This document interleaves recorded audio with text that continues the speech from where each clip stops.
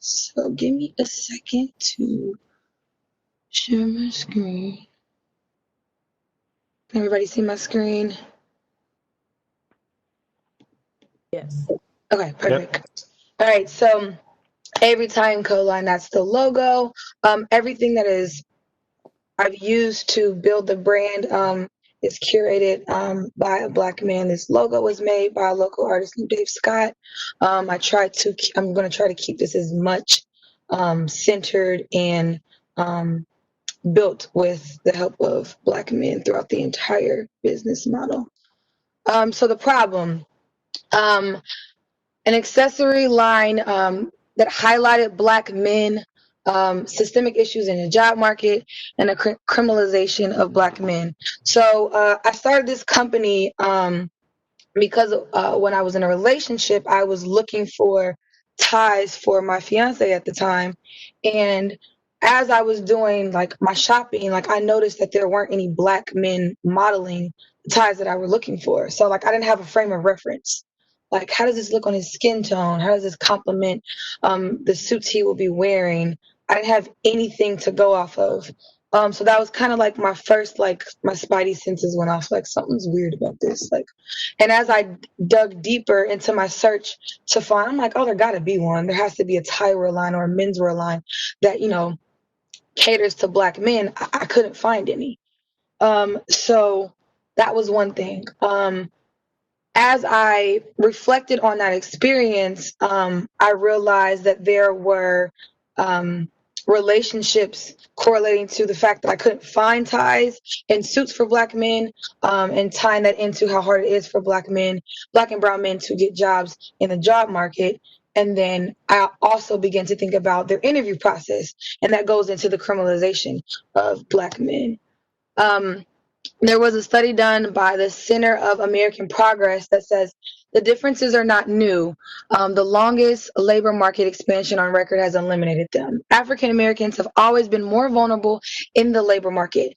They regularly experience higher unemployment rates and work in worse jobs, which feature lower pay, fewer benefits than whites.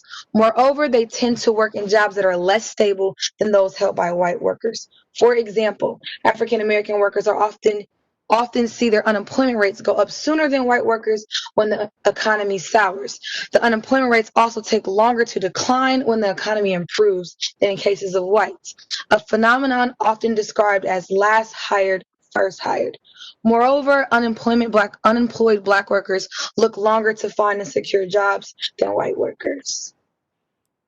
So the solution is to highlight and use Black models so that I'm literally being the change that I want to see. We're going to use Black models so that when someone else that is a Black man looking for Black ties and suits, they can see themselves. We're going to offer affordable pricing across the board. When we talk about systemic issues when it comes to African Americans, it's an access issue.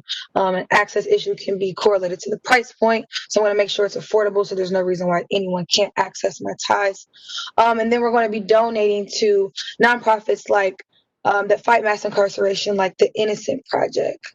So let me find the Innocent Project. The Innocent Project, its mission is to free a staggering number of innocent people who remain incarcerated, to bring reform to a system that's responsible for their unjust imprisonment. They use DNA testing to exonerate them. They were most famously used recently in the last coming years with the Central Park Five, which leads into something I'm going to talk about when it comes to the birth of my project. That is one of them. The second one is the Bail Project. The Bail Project is a nonprofit organization designed to combat mass incarceration by disrupting the bail system one person at a time. Historically, when someone is arrested, they sit waiting for bail, and that bail can be anywhere from $100 to $5,000. But if you don't have it, you sit in jail, which means you lose your job, you use your life behind sitting because these resources are not available to you. So those are why I picked those two organizations to partner with. Okay, the birth of the product. So the name Avery Tie Co. For those who don't know me, my first company is Irene Marie Consulting, which is a marketing firm that helps millennials navigate through career and business through creative consulting. Irene Marie is my daughter's middle name, as it is mine. Avery is my son's middle name. So I wanted to honor him in the name. Again, there was a Google search and I couldn't find a brand or company that highlighted Black and brown men. And then thirdly, I watched a documentary called 13th by Ava DuVernay. It's available on Netflix. And the core point of that documentary was to deconstruct the criminalization of African Americans from racial slavery to convict leasing systems to Jim Crow terror to mass incarceration as a means of exercising social control of the Black population. It also won a Peabody. So those three things is how Avery Tie Co. came to be, and I needed to find a way to make this all make sense and come together. These are the ties. So I'm going to have all different types: skinny ties, regularly sized ties. I want leather ties, silk ties, wool ties. So there's going to be a little bit of everything for everybody. Here's just some more examples of the ties. And when we talk about Black men in suits, don't they look good? The timing, it's more important now more than ever. We are in the middle of a racial revolution, so it's even more important that black brands and their issues are being uplifted to the forefront. Traction. So as I have been explaining and advocating the mission of my new company, my ties actually have been selling out. So I've been explaining it. They're like, I want to buy it right now. So I'm definitely being able to see that there is a proof of concept and a desire to engage with the mission that I am pushing forward. My target market is Black and Latino men, anywhere from the age of 25 to 45. But obviously, all Black and brown men are welcome. The size of the market, as it pertains to other Black tie wear lines, there's only 3 that exist, and they're actually more so like bow ties. They don't actually offer ties, and they're only limited to accessories. I plan to expand to a bigger tie lines, other things like cufflinks, and I eventually want to get into suits. But furthermore, none of those tie lines are mission based, so they don't have that philanthropic push to it. So my competitors, obviously the existing tie lines, and my indirect competitors are anyone that sells ties. My competitive advantages, we have a mission. This is very near and dear to me, that we fight mass incarceration because it is a huge issue within the African American and Latino community. We will be doing community outreach, so it's more than just a business where I'm selling ties. It is a brand to fight a really big issue that is really important. There's low startup costs. I'm getting my ties. Roughly, they're $6. They'll sell anywhere from 15 to 22.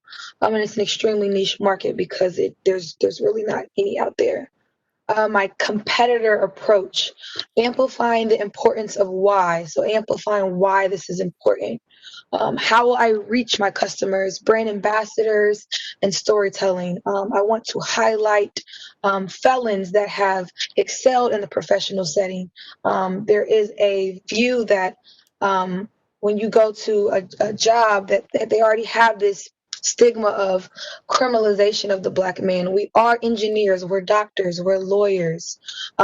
So amplifying those stories, and even more of people that have been through the system and excelled in their careers.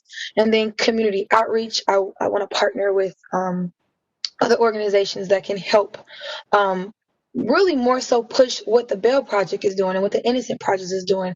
I'm just a small piece and a small vehicle to really push those bigger efforts. My future roadmap, just building our inventory.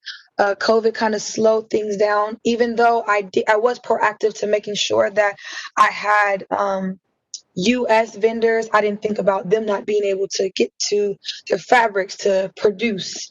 So just getting back on track with acquiring the ties to put on the site. Then we're going to launch the site. Most importantly, continue to push the mission, and then identify community partnerships. So where can I go back? So yes, that my ask is that you follow us on Avery Tie Co on Instagram, Facebook, sign up for our email list, and I would love to talk to anyone that can connect me to a community partner so that we can partner to continue to work together to fight for a solution for mass incarceration in America. And that's all I have for you guys.